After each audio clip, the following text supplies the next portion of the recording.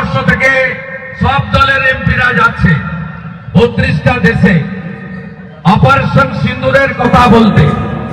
আমাদের এয়ারফোর্স, আমাদের ডিফেন্স, আমাদের প্যারামিলিটারি তাদের কথা বলতে, আমাদের পায়েল গায়ে যে মায়েদের, দিদিদের, বোনেদের জঙ্গিরা সিঁদুর মুছিয়ে দিয়েছে তার দুঃখের কথা বলতে সব দল প্রতিনিধি দিয়েছে। একটা দল প্রতিনিধি তুলে দিয়েছে, তার নাম কি জানেন? নাম কি? কেন তুলেছে? যাতে পাকিস্তানের বিরুদ্ধে বিদেশের মাটিতে কিছু বলতে না হয়। पाकिस्तान विरुद्ध बोलने वोट बैंक नड़े जाबे। मेरा पार्टी से कौन जाएगा ये डिसीजन पार्टी का है, लेकिन तृणमूल से कौन जाएगा ये बीजेपी का लोग कैसे तय करेगा? बीजेपी के लोग कैसे तय करेंगे कि तृणमूल से कौन जाएगा? हम लोगों का वोट से, प्यार से चुन के आया। We are answerable to the people of the country, not to a political party. तो इसको आप लोग इस तरीके से प्रेजेंट ना करें कि तृणमूल ने बॉयकॉट किया ऑपरेशन सिंदूर। हम कहीं बॉयकॉट नहीं कर रहे हैं। I am putting this on record. Trinamool is the only party जिसने इसको पॉलिटिसाइज नहीं किया। The ruling dispensation including a few party in the opposition also has tried to politicize it. I condemn it. भाई जहां देश की बात हो वो पॉलिटिक्स की जगह ही नहीं है, ये साफ साफ हम कह रहे हैं। And our chairperson has stated this time and again. চাকরিহারা শিক্ষকদের যাতে চাকরি ফিরে পান রাজ্য সরকার সুপ্রিম কোর্টে রিভিউ পিটিশন দিয়ে, তা সত্ত্বেও দেখা যাচ্ছে বিধানসভার বাইরে রোজ আন্দোলন, অন্যান্য সরকারি আমি একটা কথা বলি, গণতান্ত্রিক দেশে গণতান্ত্রিক ভাবে আন্দোলন করা, প্রতিবাদ করা বা কোনো রকম ভাবে প্রতিবাদ প্রদর্শন করার অধিকার সবার আছে। আর বাংলা বলে নয়, ভারতের যত রাজ্য আছে, ভারতের প্রত্যেকটা জায়গায় অধিকার রয়েছে। কিন্তু আমি কোনোভাবে তাদের আন্দোলনকে ছোট করব না, সে ধৃষ্টতা আমার নেই। আমি কোনোভাবে চাই না এই আন্দোলনকে রাজনৈতিক রঙে রাঙানো হোক। কিন্তু যারা আন্দোলন করছে, আমার তাদের কাছে অনুরোধ থাকবে যে আন্দোলন কখনো হিংসাত্মক হয়। আমি কিছু ফুটেজ দেখেছি, আমি কাউকে দায়ী করছি যে জোর জবরদস্তি গেট ভেঙে দেওয়া হচ্ছে। আন্দোলন কখনো উগ্র হয় না, আন্দোলন কখনো হিংস্র হয় না। গান্ধীজি অহিংসার কথা বলেছিলেন, নন ভায়োলেন্সের কথা বলেছিলেন। আমরা 100 দিনের কাজ নিয়ে দিল্লিতে আন্দোলন করেছি, বাংলা থেকে 10,000 জন গেছে।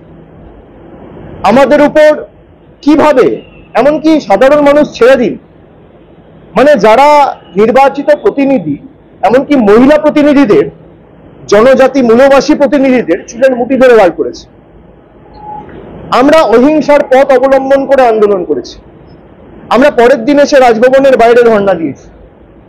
আমরা হিংসার পথ অবলম্বন করি। আন্দোলন করার অধিকার সবার আছে, কিন্তু কোনোভাবে আন্দোলন যেন হিংস্র না হয়, আন্দোলন যেন কোনোভাবে বল প্রয়োগ করে, কোনো সরকারি সম্পত্তি নষ্ট করে, কিছুভাবে গেট ভেঙে জোর জবরদস্তি বল প্রয়োগ করে, সেটা হলে আন্দোলনের যে সারমর্ম বা যে এসেন্সটা সেটা কোথাও হারিয়ে যায়। এটা আমার দৃঢ় বিশ্বাস। বাকি আন্দোলন যে কেউ করতে পারে, এটা অসুবিধার তো কিছু নেই। আর সরকারের ইন্টেন্ট পরিষ্কার করেছে। আমরা রিভিউ পিটিশন ফাইল করেছি সুপ্রিম কোর্টে, ম্যাটার সাব জুডিস। বিচার ব্যবস্থার উপর ভরসা রাখুন, আজ নয় কাল আমার দৃঢ় বিশ্বাস বিচার হবে। উত্তর কলকাতা সুদীপ বন্দ্যোপাধ্যায় করছেন সভাপতি পদ থেকে সরিয়ে দিয়ে আপনারা কোর কমিটি গঠন করে দেওয়া হচ্ছে। এটা দলের সিদ্ধান্ত, রদবদল এখন জেলা স্তরে হয়েছে।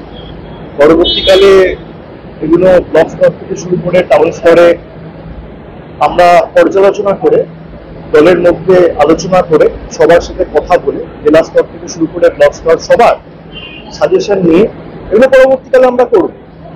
এবং যেখানেই যা চেঞ্জ হয়েছে পুরোটা দলের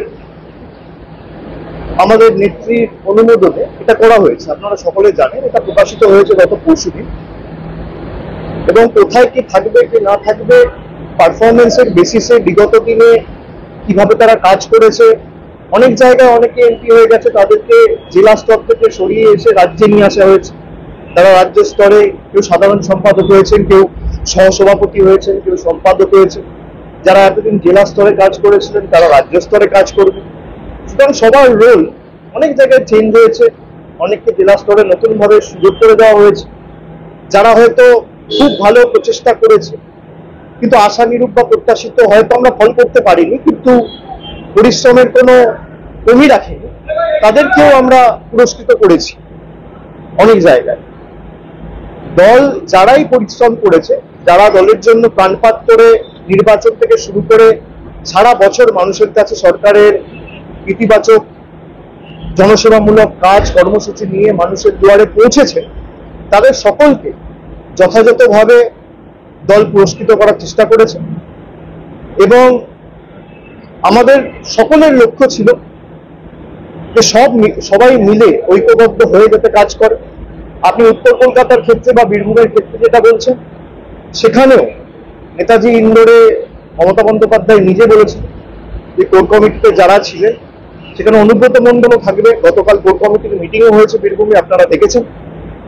এবং উত্তর কলকাতার ক্ষেত্রে সুদীপ বন্দ্যোপাধ্যায় চেয়ারম্যান রয়েছে, সেখানে 7 জন এমএলএ, তার সাথে অ্যাডিশনাল 2 জন ট্রেড ইউনিয়নের স্বপন সমাদ্দার এবং জীবন শাহ, তাদের 2 জনকে সংযোজিত করা হয়েছে এবং 9 জনের একটা কোর কমিটি করা হয়েছে।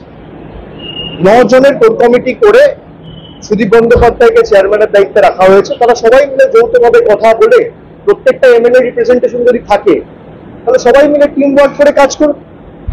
কার ক্ষমতা খর্ব হলো, কাকে বেশি পুরস্কৃত করা হলো, এটাকে এভাবে দেখা ঠিক নয়।